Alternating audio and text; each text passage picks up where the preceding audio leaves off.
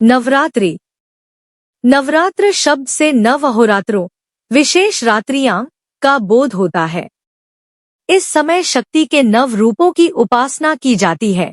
रात्रि शब्द सिद्धि का प्रतीक है। भारत के प्राचीन ऋषि मुनियों ने रात्रि को दिन की अपेक्षा अधिक महत्व दिया है। इसलिए दीपावली, होलिका, शिवरात्रि और नवरात्र आदि उत्सवों को रात में ही मनाने की परंपरा है। यदि रात्रि का कोई विशेष रहस्य न होता तो ऐसे उत्सवों को रात्रि न कहकर दिन ही कहा जाता, लेकिन नवरात्र के दिन नवदिन नहीं कहे जाते। मनीषियों ने वर्ष में 2 बार नवरात्रों का विधान बनाया है। वैसे 4 नवरात्र होते हैं। 2 गुप्त नवरात्र होते हैं, चैत्र शुक्ल पक्ष की प्रतिपदा से 9 दिन अर्थात नवमी तक, और इसी प्रकार ठीक 6 मास बाद आश्विन शुक्ल पक्ष की प्रतिपदा से महानवमी अर्थात विजयादशमी के 1 दिन पूर्व तक। परंतु सिद्धि और साधना की दृष्टि से शारदीय नवरात्रों को ज्यादा महत्वपूर्ण माना गया है। इन नवरात्रों में लोग अपनी आध्यात्मिक और मानसिक शक्ति संचय करने के लिए अनेक प्रकार के व्रत, संयम, नियम, यज्ञ, भजन, पूजन, योग साधना आदि करते हैं। कुछ साधक इन रात्रियों में पूरी रात पद्मासन या सिद्धासन में बैठकर आंतरिक त्राटक या बीज मंत्रों के जाप द्वारा विशेष सिद्धियां प्राप्त करने का प्रयास करते हैं। किंतु आजकल अधिकांश उपासक शक्ति पूजा रात्रि में नहीं, बल्कि पुरोहित को दिन में ही बुलाकर संपन्न करा देते हैं। अब तो पंडित और साधु महात्मा भी अब नवरात्रों में पूरी रात जागना नहीं चाहते और न कोई आलस्य को त्यागना चाहता है। मनीषियों ने रात्रि के महत्व को अत्यंत सूक्ष्मता के साथ वैज्ञानिक परिप्रेक्ष्य में समझने और समझाने का प्रयत्न किया। रात्रि में प्रकृति के बहुत सारे अवरोध खत्म हो जाते हैं। आधुनिक विज्ञान भी इस बात से सहमत है। हमारे ऋषिमुनि आज से हजारों वर्ष पूर्व ही प्रकृति के इन वैज्ञानिक रहस्यों को जान चुके थे। दिन में आवाज दी जाए तो वह दूर तक नहीं जाएगी, किंतु रात्रि को आवाज दी जाए तो वह बहुत दूर तक जाती है।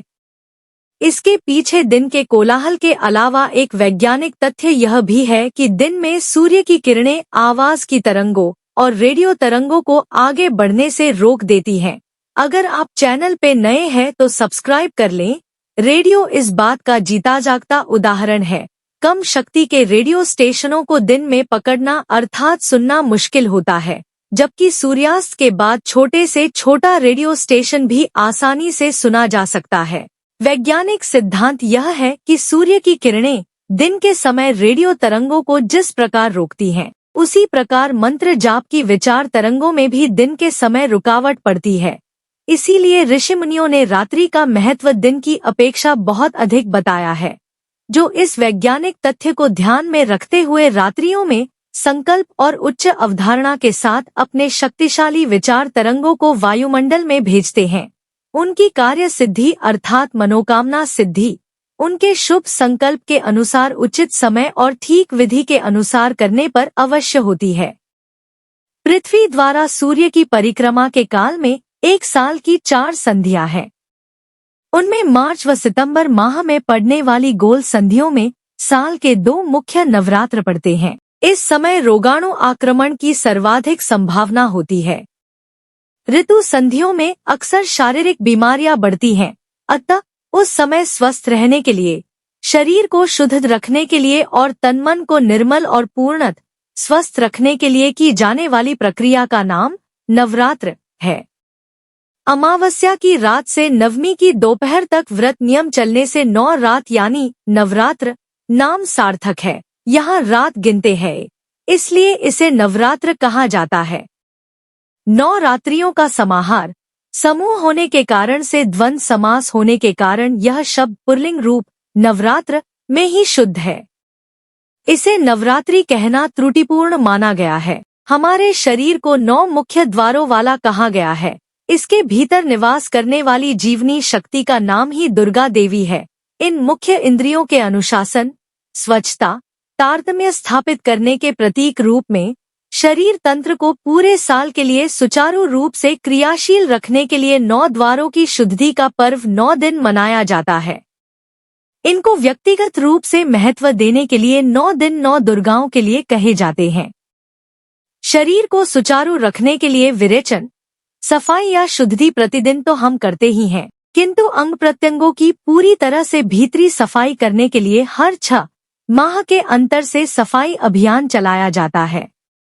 सात्विक आहार के व्रत का पालन करने से शरीर की शुद्धि, साफ सुथरे शरीर में शुद्ध बुद्धि, उत्तम विचारों से ही उत्तम कर्मों से सच्चरित्रता और क्रमश मन शुद्ध होता है। स्वच्छ मन मंदिर में ही तो ईश्वर की शक्ति का स्थायी निवास होता है। 9 द्वार वाले शरीर रूपी दुर्ग के भीतर रहने वाली जीवनी शक्ति रूपी दुर्गा के 9 रूप हैं।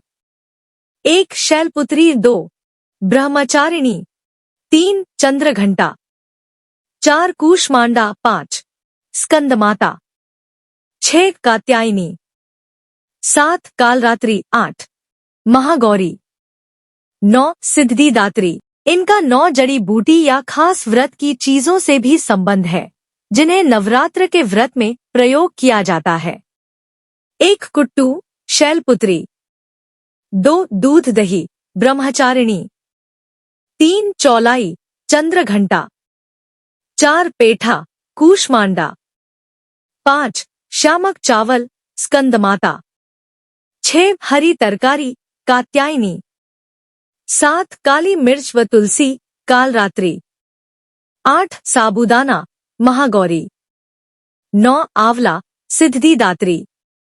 क्रमश ये 9 प्राकृतिक व्रत खाद्य पदार्थ हैं।